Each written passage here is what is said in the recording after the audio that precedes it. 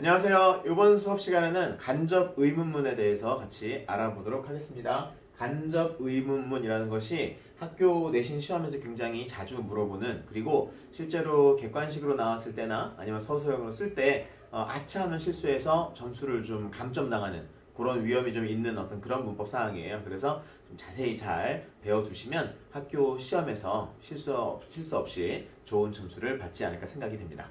자, 그러면 간접 의문문이란 무엇인가부터 시작을 해볼게요. 자, 간접 의문문이란 무엇인가? 자, 의문문이요. 의문문 알고 있죠? 물음표로 끝나는 물어보는 문장. 의문문이 다른 문장 속에 들어갑니다. 그러니까 다른 문장과 연결이 되는데 어떤 의문문이 다른 문장과 연결이 돼서 그 다른 문장 속에서요. 그 다른 문장, 그러니까 전체 하나의 문장 속에서 의문문이 그 문장 전체의 주어 역할이나 또는 목적어 역할이나 또는 다른 말로 다른 보어의 역할을 할 때가 있습니다. 어떤 의문문이 다른 문장과 연결이 돼서요. 그 전체 문장에 주어나 목적어나 보어의 역할을 할 때가 있습니다. 그렇게 쓰이는 경우 우리는 그 문장을 간접 의문문이라고 부릅니다. 아시겠어요? 다시요. 어떤 의문문이 다른 문장 속에 들어가요. 다른 문장과 연결이 됩니다. 그래서 그 연결된 그 문장 전체 문장 안에서 그 의문문이 주어나 목적어나 보어로 쓰일 때 우리는 그 문장을 그 의문문을 간접 의문문이라고 부릅니다. 그래서 보통 많은 문법 교재에서는요. 이 주어나 목적어나 보어로 쓰인다라는 것이 명사의 주된 쓰임이기 때문에 이 간접 의문문을 다른 말로는 명사절이라고도 합니다. 근데 이제 그 말은 모르셔도 되고요. 말은 몰라도 되고요. 알아야 될 것은 어떤 의문문이 다른 문장과 연결이 돼서 그 전체 문장 속에서 주어나 목적어나 보어의 역할을 한다. 그것만 알고 있으면 됩니다. 그리고 여러분들이 학교 시험에서 보게 되는 대부분의 경우에는 그 아이가 목적어의 역할을 하는 경우를 대부분 볼 거고요. 그래서 오늘 저랑 공부할 때는 제가 예문을 거의 다 목적어로 쓰이는 것에 대한 예문을 보여드릴게요. 자, 넘어가서요. 그렇다면 간접 의문을 어떻게 만드느냐라는 것이죠. 자, 문장 A가 있고 문장 B가 있다고 합시다. 좀 전에 그랬죠? 문장과 문장을 이어준다. 그래서 문장 A가 있고 문장 B가 있다고 합시다. 그러면 우리 여기서 이 두 번째 문장 B가 이것이 의문문이라고 합시다. 그래서 한 의문문이 문장 A와 연결이 되는 겁니다. 아시겠죠? 그러면 이 영어의 의문문의 종류가 크게 두 가지가 있습니다. 어떻게 두 가지가 있냐면요. 1번, 여러분 알고 있는 거예요. 의문사가 있는 의문문이 있고요. 2번, 의문사를 갖지 않는, 없는 의문문이 있죠. 보통 의문사가 있으면 WH question 그러죠. 답할 때 yes, no 답할 수 없고요. 의문사가 없는 의문문은 보통 우리가 yes, no question 그러죠. 답할 때 yes, no로 답할 수가 있죠. 의문사가 있는 경우와 의문사가 없는 경우 두 가지로 나누어 생각을 합니다. 먼저 의문사가 있는 경우에는 그렇다면 문장 A와 문장 B를 어떻게 이어주는가? 이렇게 이어줍니다. 문장 A는 그대로 씁니다. 건들지 않고요. 그 다음 뒤에 자 의문사가 있었죠? 그래서 먼저 의문사를 써줍니다. 그래서 의문사를 쓰고요. 그 다음 뒤에 어순을 주어, 동사의 어순으로 바꿔줘서 이 문장 A 다음에 문장 B를요. 의문사, 주어, 동사의 어순으로 바꿉니다. 보통 우리가 외울 때는요. 의주동이라고 합니다. 의주동. 문장 A 뒤에 문장 B를 이어줄 때 그 문장 B를 의문사를 앞에 쓰고요. 그 뒤에 그 문장에 주어, 동사를 순서대로 붙입니다. 이것이 의문사가 있는 경우에 간접 의문문을 만들어주는 방법이고요. 그 다음에 두 번째, 의문사가 없을 때입니다. 그럴 때는요. 먼저 문장 A는 그대로 씁니다. 문장 A는 똑같이 그대로 적어주고요. 그 다음 두 번째, 이제 아까는 요 의문사가 이 두 번째 문장의 문장 B에 의문사가 앞으로 튀어나왔어요. 잠깐 어려운 얘기를 할게요. 요 앞에 나와 있는 요 의문사는 사실은 더 이상은 의문사는 아니고요. 앞에 있는 문장 A와 뒤에 있는 주어 동사를 연결시켜주는 일종의 문장과 문장을 이어주는 접속사로서의 기능을 한다라고 합니다. 좀 말이 어렵죠? 그냥 참고만 하세요. 문장 A와 그 뒤에 이어지는 주어 동사를 이어주는 접속사의 기능을 하고 있는 것이다. 자, 근데 이 첫 번째 경우는 의문사가 있었기 때문에 그 의문사를 문장의 접속사처럼 쓸 수가 있었어요. 그런데 두 번째 경우는 의문사가 없습니다. 그래서 첫 번째 경우 같이 빌려올 수 있는 접속사의 역할을 시킬 수가 있는 의문사가 없다는 얘기죠. 그래서 이때는 부득이하게 다른 접속사를 하나 가지고 옵니다. 그 접속사가 무엇이냐면요. 바로 if라는 접속사. if 대신에 whether라고 하는 접속사를 빌려옵니다. 이것들의 의미는요. 뭐뭐하는 것이라기보다는 보통 뭐뭐인지 아닌지 보통 물어보는 의문문과 관련되는 그런 접속사입니다. 그래서 뭐뭐인지 아닌지고요. 이런 접속사 뒤에 똑같이 주어 그리고 동사의 어순으로 써주는 것이 간접 의문문의 두 번째 케이스입니다. 의문사가 없는 케이스죠. 다시 한번요. 문장 A와 문장 B를 이어주고 싶다. 그럴 때 문장 B가 먼저 의문사가 있는 의문문이다. 그럴 때에는 문장 A 그대로 쓰고 의문사 주어 동사의 순서로 쓴다.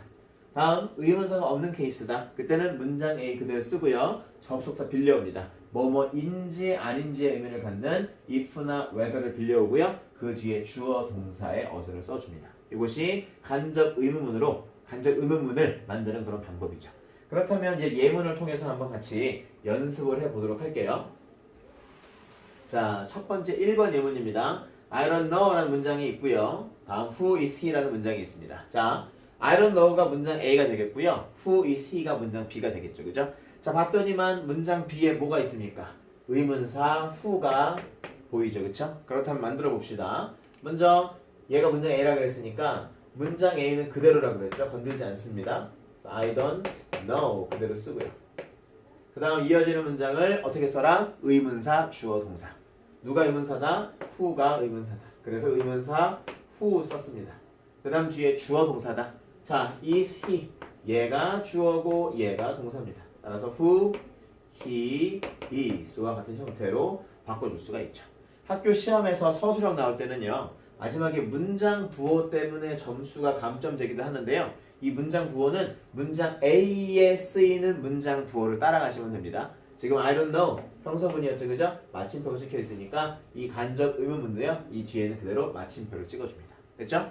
이 두 문장 이어주면요. I don't know who he is다. 보는 바와 같이 who 의문사, is, he가 주어, is가 동사인 간접 의문문이 나왔다. 됐죠? 그럼 두 번째 갑니다. Do you know? 문장 A고요. What did he eat? 이게 문장 B입니다. 누가 있죠? what이라는 뭐가 있습니까? 의문사가 있습니다. 만들어 볼까요? 문장 A는 그대로 씁니다. Do you know는 그대로 썼습니다. 그 다음 뒤에 의문사가 있는 의문문이니까 어떻게 한다? 의문사 주어 동사다. 그래서 의문사인 what을 쓰고요.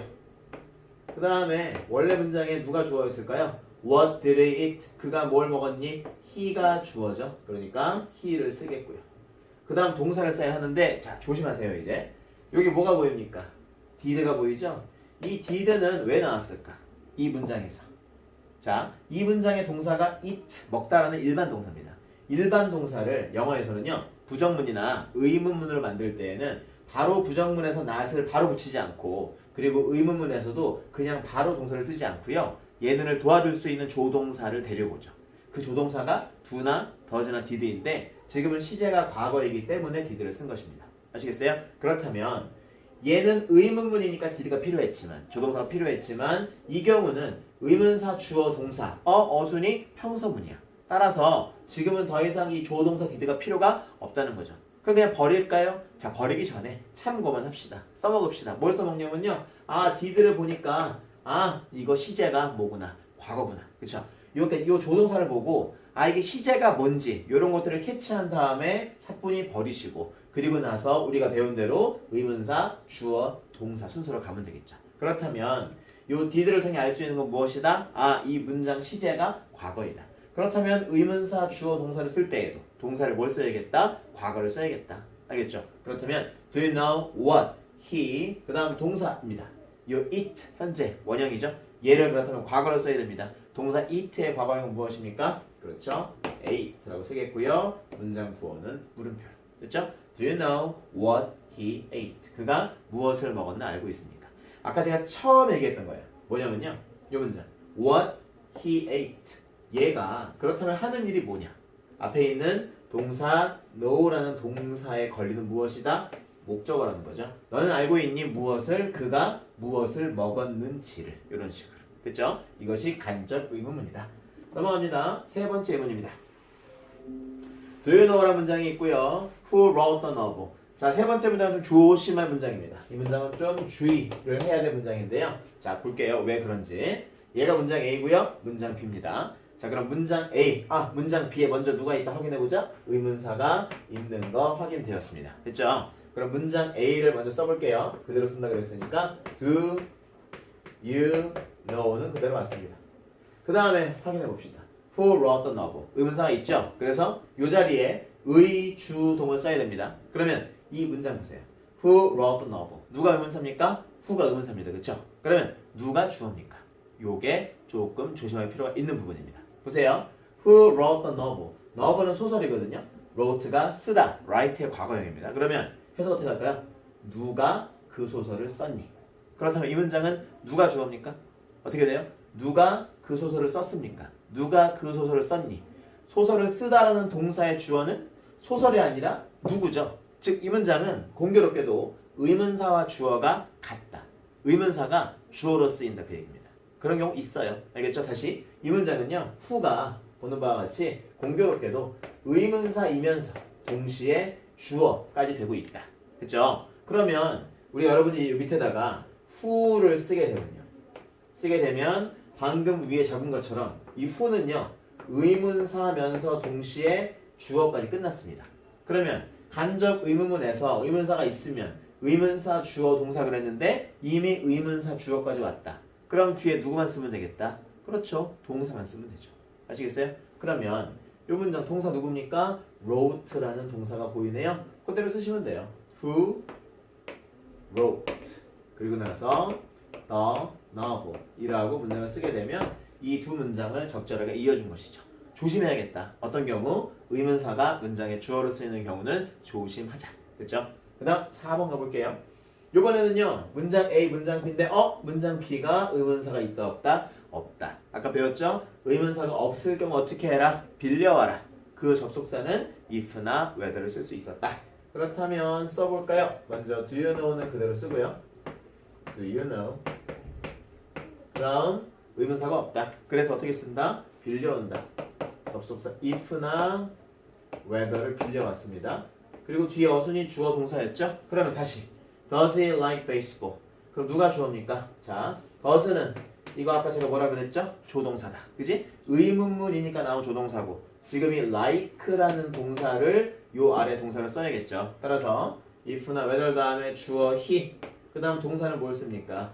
like에다가 자, does다. 시제가 뭐다? 현재라는 거죠. 주어가 he입니다. 동사 like인데 현재니까 뭘 씁니까? s를 붙여야죠.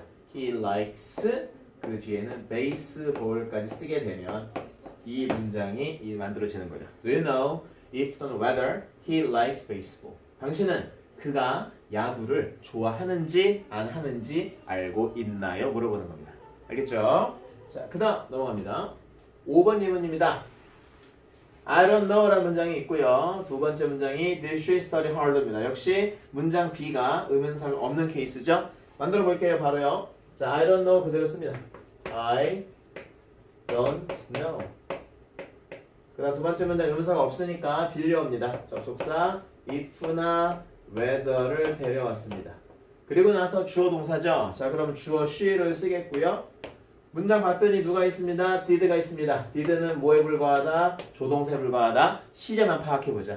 did니까 뭐다? 과거다. 그래서 study란 동사를 쓸 때 과거로 쓴다. she 다음에 동사 과거형이겠죠? studied hard라고 쓰게 되면 아니죠. 이때는 물음표가 아니라 마침표죠. 나는 모릅니다. 뭘 모릅니다? 그녀가 공부를 열심히 했나 안 했나 모르겠습니다. 라는 문장이 나오는 것이죠. 됐죠? 어렵지 않습니다. 다시 이제 그 다음에 이제 조심할 거예요. 자, 뭐냐면요. 쌤의 이름 붙이기를 이렇게 붙였어요. 빅스트 동사다. 이 빅스트 동사는요. 앞 글자만 따서 그냥 만든 건데요. B가 뭐냐? B가 believe라는 믿다라는 동사고요. I가 imagine 상상하다. G가 guess 추측하다. S가 suppose 가정하다. T가 think 생각하다. 이 다섯 개를 앞 글자만 따가지고요. 보이죠? B, I, G, S, T 해서 빅스트라 부른 겁니다. 자, 이런 동사들이 나오면요. 조심할 게 있다. 아까 의문사가 있을 때 어떻게 했죠, 우리? 의주동 그랬잖아요. 그죠? 근데 요런 동사가 나오면 어떻게 한다? 의문사를 여기 두지 않고요. 의문사를요. 문장의 맨 앞으로. 문장의 제일 앞으로. 문장의 맨 앞으로 보내준다.